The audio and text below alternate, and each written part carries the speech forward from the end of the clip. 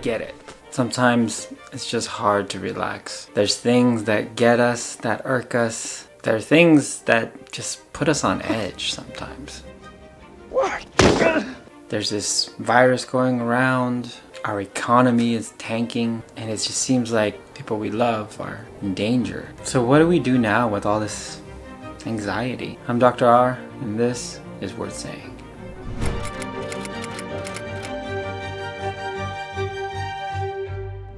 So if you've seen some of my previous videos about health, you know I'd like to talk about diet. So first thing I'm going to say with trying to treat anxiety, have a good healthy diet. You need the right building blocks to create the right neurotransmitters and for everything else to function correctly. Next thing you can do is practice gratitude. Practicing gratitude is not easy. I think I talked about this in the depression video. It's going to be right there if you want more info on that. But you have to think about it as if you're rewiring your mind. To put it in a simple way, it's kind of like rewriting the ending of a book. That's the easiest way to put it. Basically, what you're doing with this rewiring in your brain is, let's say you wrote a book about your life story. Instead of putting it as a sad ending, like for example, like a Romeo and Juliet where both Romeo and Juliet end up dying at the end, you change the story. Instead of them dying at the end, they actually end up together and in love and all that stuff and happily ever after. You know the spiel.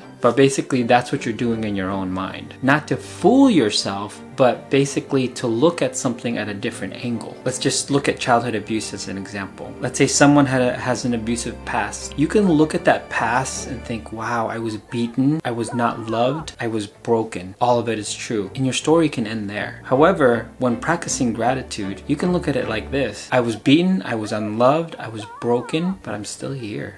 It changes the narrative. So when you say, I'm still here, that implies that you can still make a difference. Like things can still change. There's still hope. There's still a possibility for something more than just that ending of, I was beaten, I was broken, I was unloved. That's not the end of the story. Okay, so this one's gonna be a little bit more difficult these times to do this, but you can actually get out in nature. There's so many studies out there that show that just being out in nature helps calm the nerves and it actually stops ruminating thoughts, which ruminating thoughts actually aggravate anxiety. Like you're thinking this thing over and over and over again and it's not helping you. It's basically just worry. That's ruminating thoughts. Another thing you can do is actually avoid specific things. Avoid both alcohol and smoking. Studies are showing that taking these things may help you feel better for the short term, but in the long term, it actually increases your probability of developing an anxiety disorder. You can look at it in this way. When you use these short-term ways to deal with your situation, it's not actually dealing with the situation, right? It deals with the feeling of the situation, but the situation itself does not change. It's kind of like sweeping things under the rug. In the long term, the dust under that rug is going to get pretty large. So don't use those items. Also, I'd recommend stay away from caffeine. I know this is hard because a lot of people will feel like if I don't get my caffeine, I'll feel more anxious. And yes, because you're going through withdrawals, because you're used to having the coffee. But if you allow your body to deal and cope and adjust with things on its own, your adrenal glands will be able to adapt to your situation. Not to mention, caffeine actually increases heart palpitations, which will increase your internal anxiety. Another thing you can do is pause and take a breath. You know, you hear the phrase, take time to stop and smell the roses. Well, I'm going to tell you right now, you got to take time and smell those roses. You know, they're coming out right now. They're looking really pretty. Or those tulips. Tulips are coming out too. But basically, you got to stop and just breathe. It's hard to do, especially if you're always on the go and you're used to that and you want to keep busy. You're thinking that keeping busy will help keep the anxiety away. But sometimes you just have to stop and just practice deep breaths. That causes your muscles to relax, your nerves to relax as well. Take a breather, guys. Do something that you enjoy doing. You're at home, you have some time. If in the past you used to enjoy board games, play a board game. If you used to enjoy drawing, draw. You may think, I haven't drawn since I was a kid. Right. You haven't really done much that you enjoy since you were a kid. Take that time to do that now. You have the time to do it. Another thing you can do is take an anxiolytic. I'm actually talking about natural natural anxiolytics. Lavender, you can drink some chamomile tea, you can take some valerian root. Ashwagandha is another one, kava. These are things that have been shown to actually help decrease your anxiety. Some of them actually interact with GABA receptors. Gamma aminobutyric acid, otherwise known as GABA. GABA receptors are actually found in the limbic system in the brain. And basically, to put it simply, when something influences the GABA receptors, it ties onto the receptor. It decreases the nerve cell's ability to fire. In other words, if you think about your nervous system, basically electrical impulses that are being generated by your nerves, which signals other nerves. Basically, if you think of your brain as this meshwork of wire, like a bundle of electricity, those are what we call action potentials. Action potentials being electrical impulses. If you decrease these electrical impulses and the frequency at which they're being sent, that's when your nerves are calm. When you're not worrying, your mind's not overactive, the tension in your body is released. So with all that said, I want to talk about our shortage of toilet paper in the world. Well, actually, there is actually no shortage of toilet paper, but there's a perception of a shortage of toilet paper. Now, it'd be one thing if it happened in like one place on the planet. For this to happen in every country, that's something. Over here, you go to the store, find no toilet paper, but special toilet paper. The scenes that everyone has seen with the toilet paper has been absolutely ridiculous. He wanted to get a refund on 150 packets of 32-pack toilet paper. No toilet paper. The toilet paper crisis of 2020. So we have a worldwide hoarding of toilet paper. Of all things that could be hoarded, food, water, of all things, why toilet paper? To understand this, let's look at a case of a classic hoarder.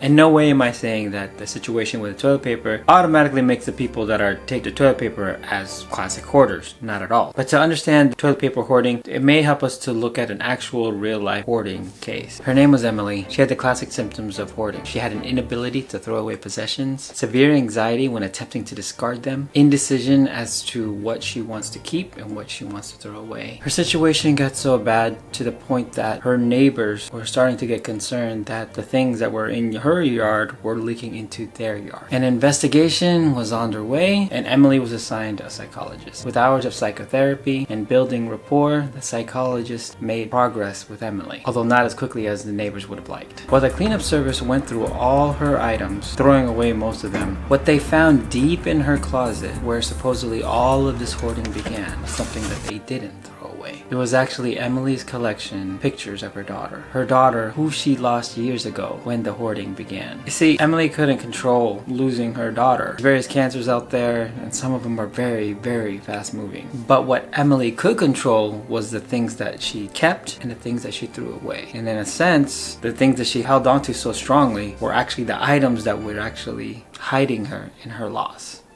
Just as in this story, Emily lost something, perhaps the world has lost something. We've lost the normalcy of everyday living. We've lost some of the freedoms that we used to have for the sake of health and safety. We've lost a few things.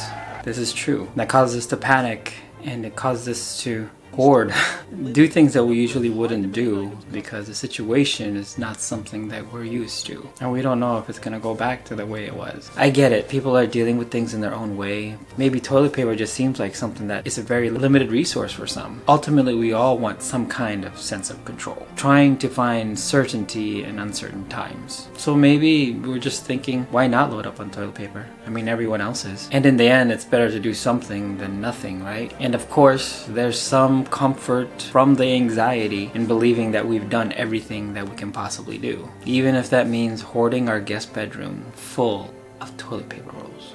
Go! With that said, I just want to say it's gonna be okay, world. We're gonna get through this together, with or without toilet paper. This is Dr. R. Everybody keep safe out there. Do something fun today. Please like, subscribe, ring that bell, and we'll see you at the next video. This is Dr. R, and this is Worth Saying.